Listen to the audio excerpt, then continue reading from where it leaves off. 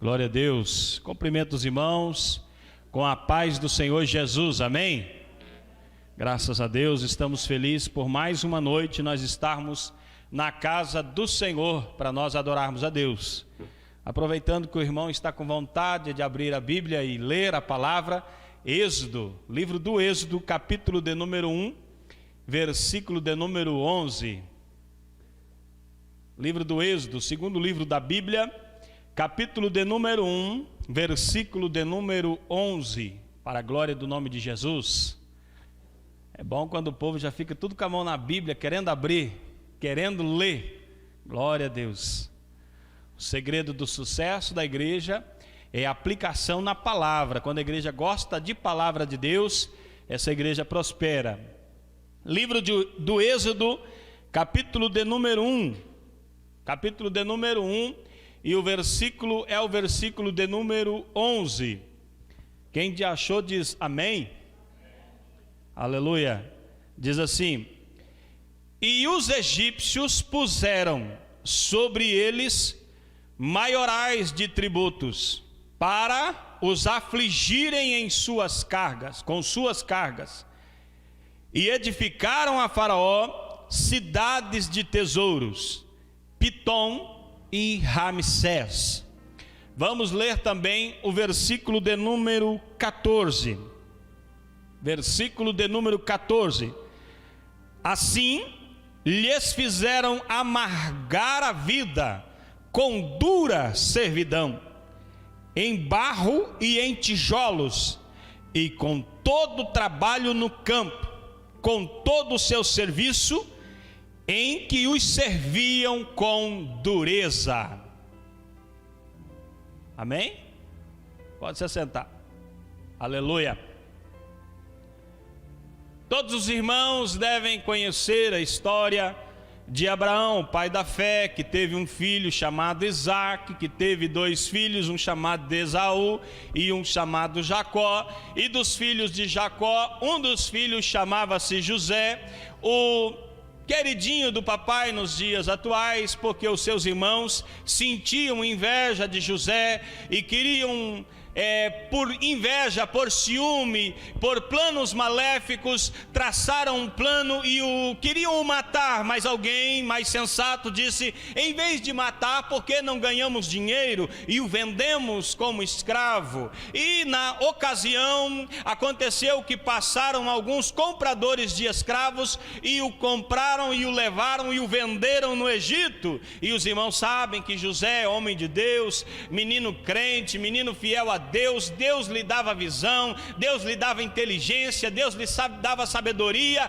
e ele prosperava em tudo quanto é lugar que ele ponhava a mão. Quando José era escravo, a vida de José dava certo. Como escravo, ele conseguia fazer a prosperar a parte que ele estava de escravo, e então ele se tornou o maioral dos escravos. De repente, ali alguém de inveja de novo, alguém com pretensão errada, levanta-se contra José, e José vai para a cadeia. Mas José lá na cadeia também prospera. Lá na cadeia José se torna o responsável pela cadeia, ele se torna o maioral. E lá dois homens, dois presidiários, tiveram um sonho cada um, e um deles disse: eu tive um sonho, e ele contou o sonho, José interpretou. O outro disse: eu também tive um sonho, e José o interpretou. E os dois cumpriram-se literalmente, assim como José tinha declarado.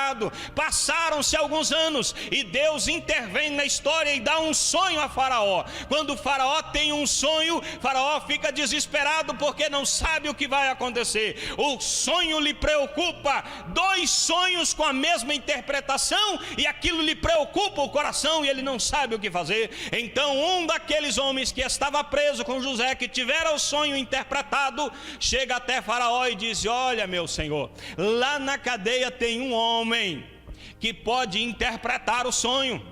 Faraó disse: então traz aqui que eu quero ver se interpreta. E quando chega até José, José diz: não são de Deus as interpretações. E então Faraó conta os sonhos e José interpreta os sonhos e diz: olha, meu senhor, vai vir 7 anos de fome, mas antes haverá 7 anos de fartura e depois 7 anos de fome. Recomendo ao meu senhor que durante os 7 anos de fartura, meu senhor alcance lugares, arrume situação para poder suprir toda a necessidade dos próximos anos que virão. Arrume celeiros, arrume depósitos e acumule bastante comida, porque virão 7 anos de fome e então o senhor precisa administrar. E o rei, quando viu a interpretação, quando o faraó viu a interpretação, viu o conselho, ele disse: haverá no reino, haverá no Egito um homem mais sábio do que você? Você é o homem que será responsável. E José, que outrora fora vendido como escravo, agora se torna governador de Faraó. Toda a autoridade do Egito estava na mão de José. Acima de José, só mesmo Faraó. E José faz tudo conforme a inteligência que Deus lhe deu. E através da inteligência que Deus dá a José, ele consegue acumular muito alimento. E quando chega a época da fome, a fome se abate sobre a nação e o povo começa a sofrer. Mas no Egito não, no Egito havia alimento estocado, e lá nas terras de papai Jacó a fome também assola, mas Jacó ouve dizer que lá no Egito tem fartura, e ele aconselha aos seus filhos: ide ao Egito e comprai comida, porque lá tem.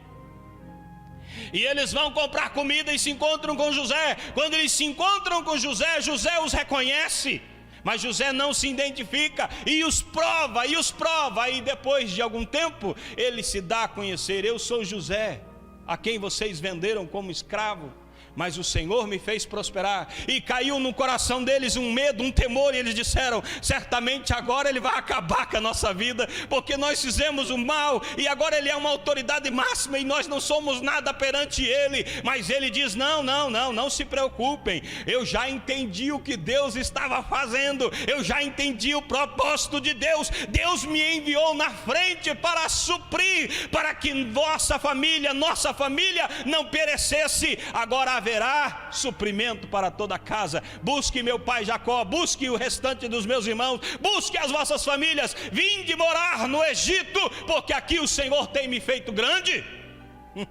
E os irmãos voltam, quase tropeçando em seus próprios pés, para contar a Jacó que José está vivo.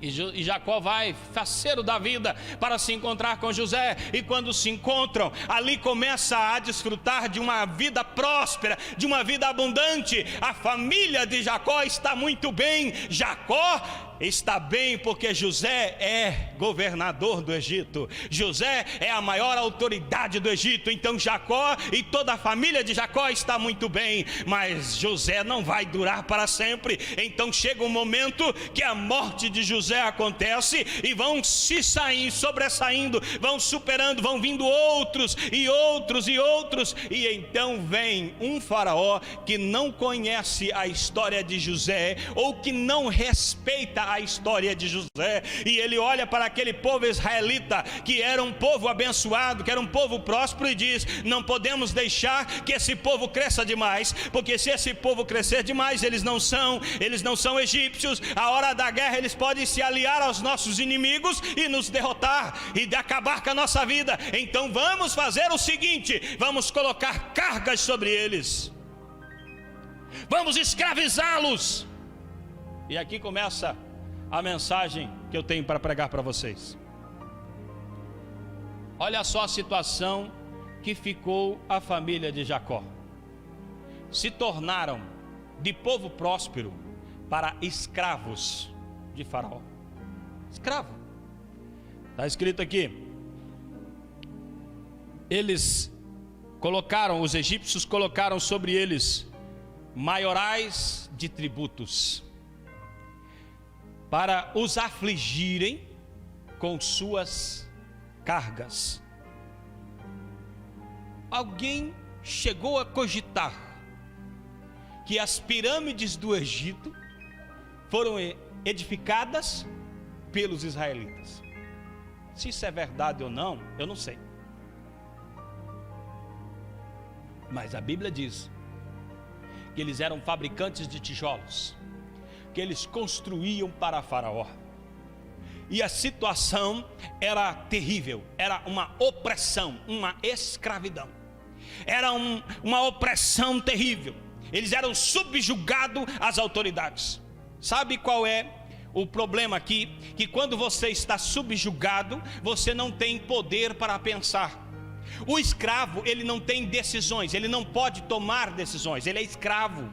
Quem toma as decisões é o seu senhor. O senhor toma as decisões e o escravo sabe o que faz? Executa, obedece aquilo que o seu senhor decidiu. Se o escravo disser não, eu não concordo, ele será executado e outro escravo vai no lugar. Os israelitas não tinham poder para pensar por si mesmos, eles tinham que pensar segundo o pensamento de Faraó. E Faraó fez o seguinte: ocupou todos eles em trabalhos forçados, porque todos eles trabalhando todos os dias numa rotina de sofrimento, eles não tinham como se unir, como montar um grupo, uma resistência para poder se levantar como nação e sair do Egito. Irmão, Faraó começa a oprimi-los demais. Eles não tinham influência, não tinham um partido dos israelitas para ir até Faraó e brigar por seus direitos. Não, eles não tinham, eles eram escravos, subjugados. A rotina deles era uma rotina amarga. Mais uma coisa: quando você está ocupado com a escravidão de Faraó, você não tem tempo para ocupar-se com coisas significativas, com coisas importantes. Quanta gente nos dias de hoje está escravizada por Faraó e esqueceu-se de tudo na vida. Ele esqueceu-se de família, ele esqueceu-se dos valores, e quando o tempo vai passando, ele não vai percebendo que de repente ele já tem 50, 60, 70 anos e ele não fez nada significativo. A escravidão barrou a vida dele. Ele não tem nada para contar. Não escreveu um livro, não plantou uma árvore e não fez nada. Não fez nada significativo, porque o Faraó o escravizou. Ele ficou ocupado o tempo todo. O tempo não perdoa. Enquanto você estiver ocupado fazendo coisas picuinhas, coisas passageiras, o tempo vai passar da mesma maneira que você estivesse sentado ou balançando numa rede, ou amando seus filhos, amando sua família, ou fazendo a obra missionária, ou pregando o evangelho. O tempo passa na mesma proporção.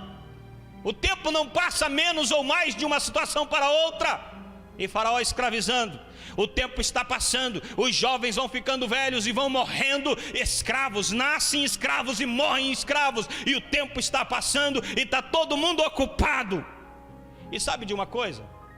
Quando você está feliz e uma coisa te aflige o coração, aquilo lhe causa muita tristeza e causa muito sofrimento. Mas se todo dia você começar a sofrer decepção, todos os dias você é subjugado, todos os dias você apanha, todos os dias você sofre, chega um ponto que você já começa a se acostumar com o sofrimento. Parece que não há uma vida melhor, parece que não há uma expectativa, parece que não há uma esperança, parece que aquilo ali é aquilo ali mesmo e tem que ficar daquele jeito. Não há mais expectativa, não há esperança, não há mudança. E isso que Faraó estava fazendo com eles já estavam acostumados ao sofrimento. Eles levantavam cedo, ia para a rotina, e eles já sabiam em sua mente, já dizia: amanhã é a mesma coisa, semana que vem de novo, o mês que vem, o ano que vem, sempre será assim, nós não teremos mudança.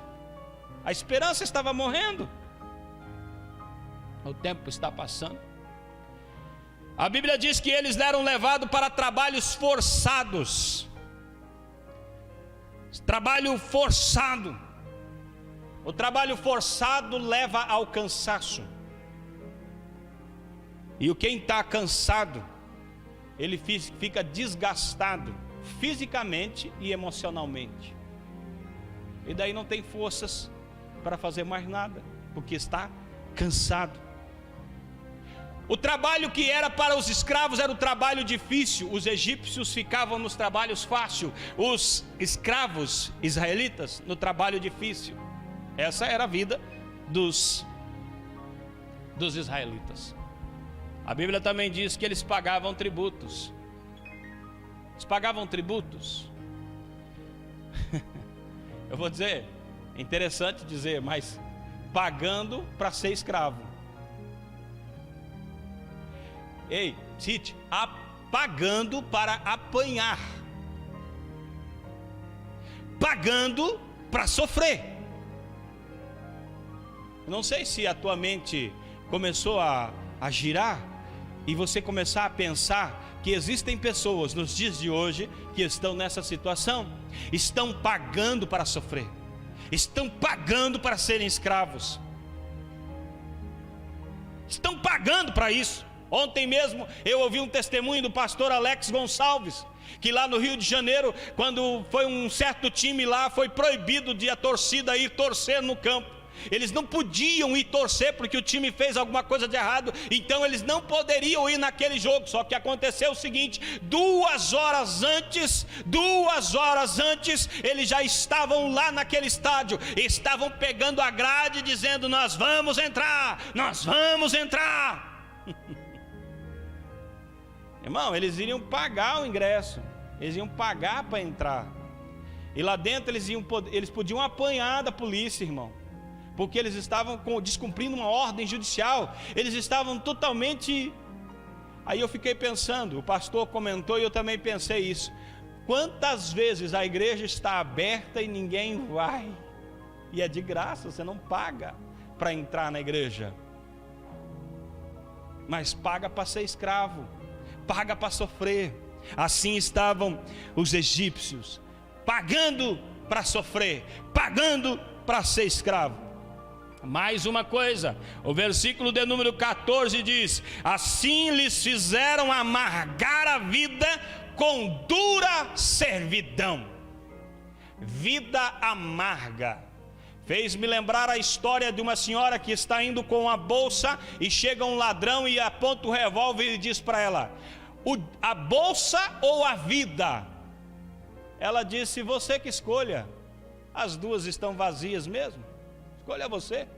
Quiser levar a bolsa, quiser levar, eu levo o que você quiser, não tem nada aqui mesmo, para mim tanto faz. Quem está com a vida amargurada não sonha, não pensa, não quer, não faz, não se levanta, não anda. A amargura de espírito faz com que a pessoa não sonhe, não tenha mais fé, não ande. Amargura, vida amarga, dureza.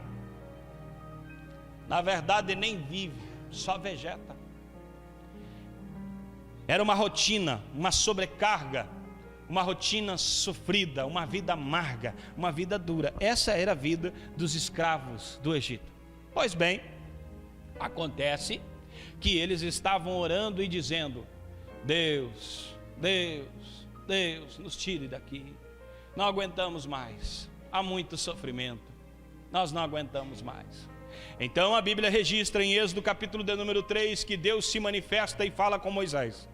Deus diz a Moisés: Moisés, vem cá, você vai tirar o meu povo lá do Egito, Moisés. Você vai libertar o meu povo está lá sofrendo já faz muito tempo, 400 anos no Egito, muito tempo de sofrimento, e eles vêm clamando a mim, e o seu clamor agora vou ouvir, e você será o homem que eu vou levantar para libertar o meu povo do Egito. Vocês conhecem a história, que Moisés ficou fazendo perguntas e se achando pequeno demais, mas Deus falou: rapaz, eu sou o que sou, eu sou o Senhor, se eu estou te chamando para ir libertar, é porque eu vou libertar. Se você não quer ir sozinho, vai Arão junto com você, mas que eu vou libertar o meu povo. Então vai Moisés, se encontra com Arão e vai até Faraó e fala: olha, meu Senhor, o meu Deus me enviou para te dizer: liberta meu povo do Egito. Meu povo não vai ser mais escravo. O meu povo vai caminhar em direção a uma promessa. O meu povo vai caminhar em direção a uma terra prometida. O meu povo vai me celebrar no deserto. O meu povo vai me adorar no deserto. Não vai ficar mais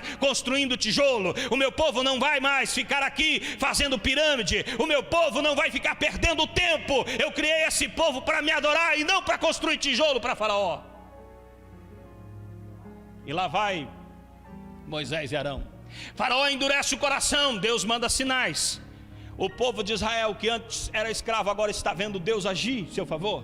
Eles veem os sinais de Deus. Veem Deus agir, veem Deus quebrar o Egito. As pragas que vieram sobre o Egito humilhou cada deus que o Egito tinha. Eles tinham um Deus que cuidava do Nilo, Mas na hora que Deus quis agir, o Deus do Nilo não fez nada. Eles tinham um Deus do sol, mas a hora que Deus quis agir, o Deus do sol não conseguiu fazer nada. Não, eles não conseguiram. Os deuses eram vaidades, e o Deus de Israel, o Deus dessa igreja, é o Deus vivo, o Deus verdadeiro, o Deus todo-poderoso. E quando Ele toma uma decisão, pode caminhar na direção dEle, porque isso vai dar certo. Aleluia. Os sinais que Deus faz, eles comprovam que a palavra dEle é verdadeira. Eu dou glórias a Deus quando Deus se manifesta na igreja, quando Deus cura alguém, quando Deus ressuscita alguém, quando Deus faz uma obra, quando Deus levanta, quando Deus salva, porque isto é um sinal de que Deus está cumprindo a sua palavra. Aleluia. Os sinais que Deus faz com que as pessoas creiam. Os sinais que Deus faz levam as pessoas a adorar. Já pensou? Você veio num culto achando que era um culto qualquer, aí de repente entrou uma pessoa aqui aleijada, se rastejando. Aí Deus falou com o pregador, ou com o pastor, ou com alguém dentro da igreja, pode ser até uma criança, porque quando Deus quer usar, Deus usa quem Ele quer e ponto final. Ninguém põe e desimpõe, ninguém faz o que quer fazer, porque Deus faz o que Ele faz e acabou. Se Deus quiser levantar, Ele levanta quem Ele quer, e de repente Deus usa essa pessoa, impõe a mão sobre aquele aleijado, e ele é curado na hora, instantaneamente. Se você não se curvar diante desse Deus e adorá-lo, eu sinto informar, mas você está desviado.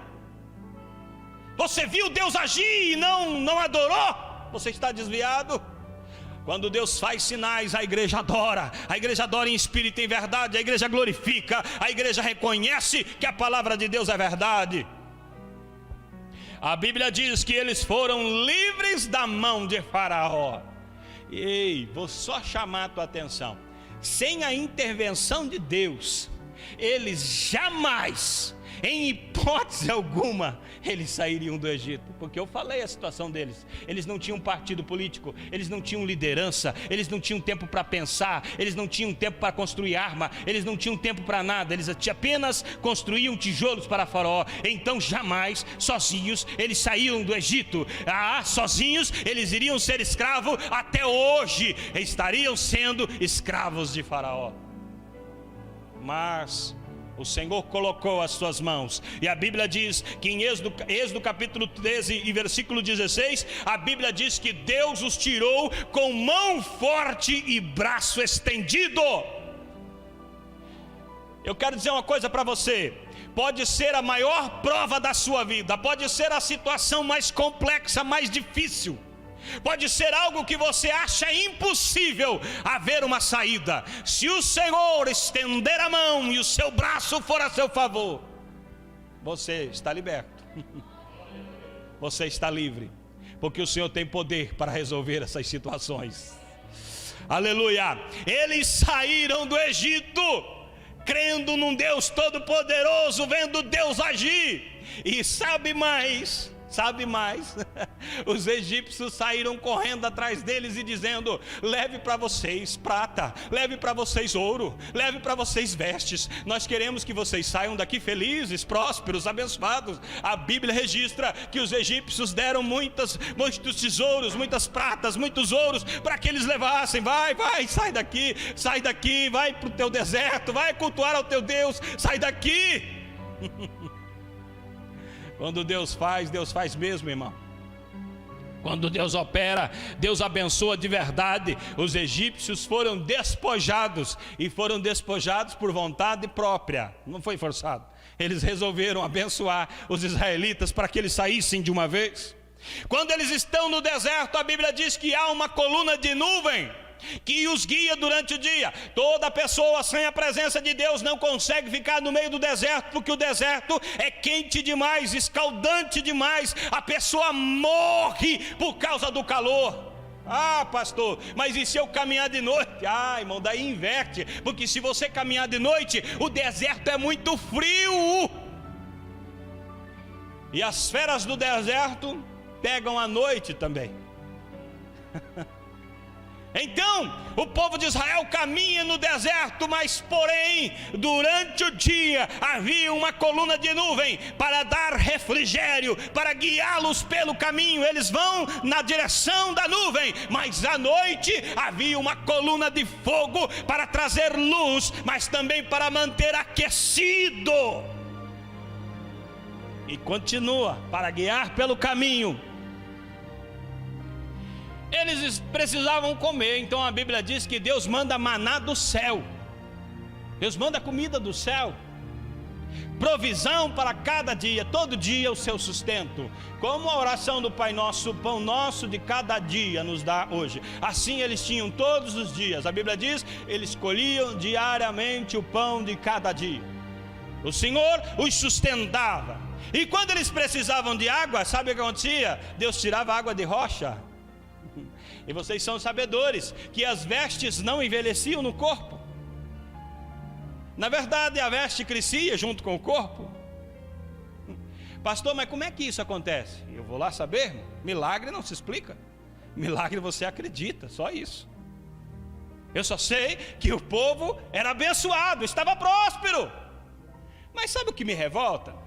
Esse povo que eu falei que sofreu nas mãos de Faraó, esse povo que viu Deus agir, esse povo que viu Deus levantar o braço estendido e tirar eles de lá, eles em uma certa situação,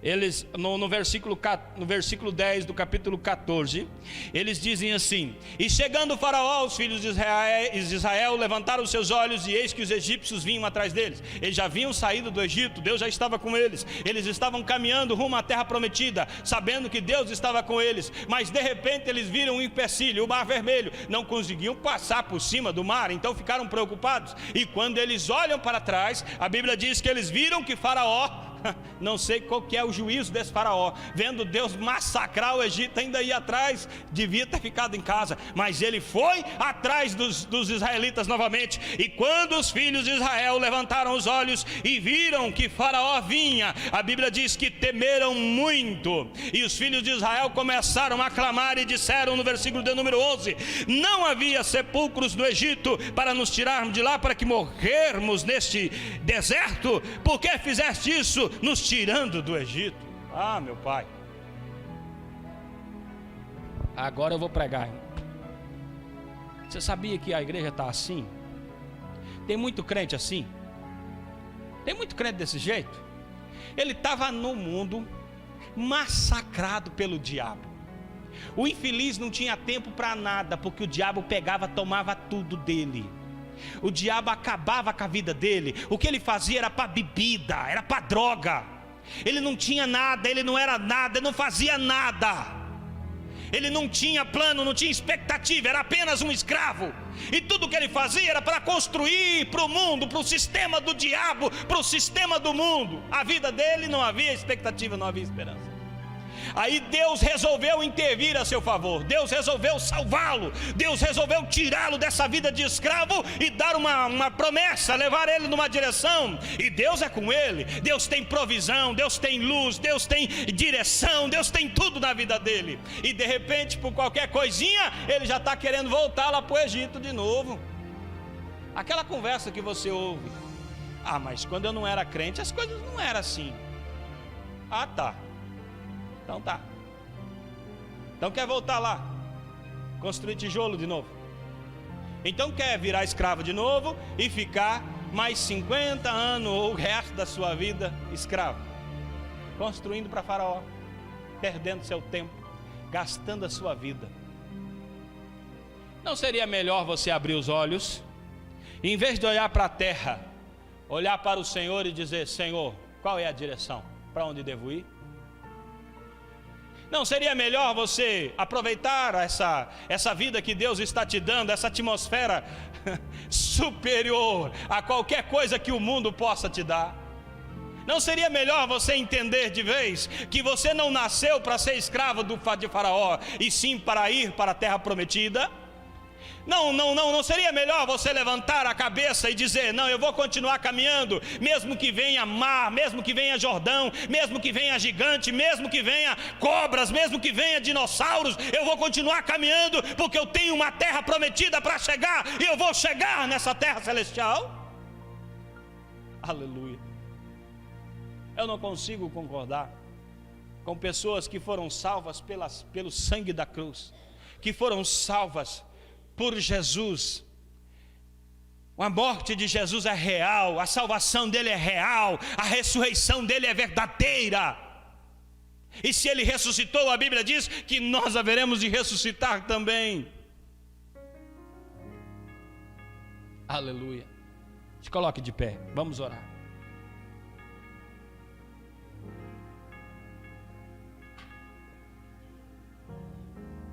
Hoje Deus tem uma palavra para o seu coração. Não se entregue mais à ansiedade pelos problemas desta vida. Não perca mais o seu tempo se desgastando, rolando na cama com os dileminhas desta vida. O que Deus tem para ti é muito maior. O que Deus tem para ti é uma Sião celeste, uma Jerusalém celestial, uma cidade de ouro cristal, uma cidade muito superior. Você não é daqui, você é peregrino, você está indo para Nova Jerusalém. Você não é daqui. Esse mundo é contra você, pois foi contra Cristo, foi contra os apóstolos, tem que ser contra você também. Mas continue crendo, Deus é contigo e você vai chegar do outro lado em nome de Jesus.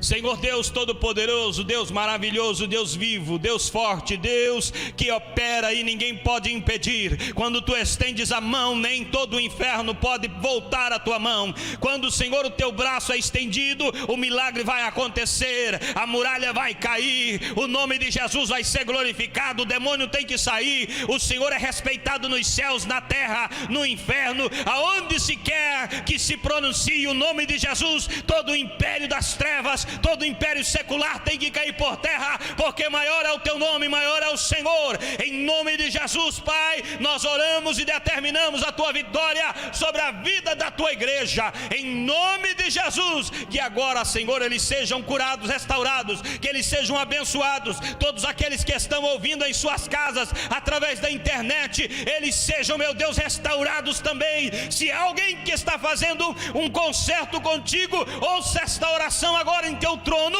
e restaure essa vida para a glória do nome de Jesus. Amém. Glória a Deus. Pode se assentar, eu já vou estar devolvendo o microfone ao pastor, mas eu gostaria de falar para o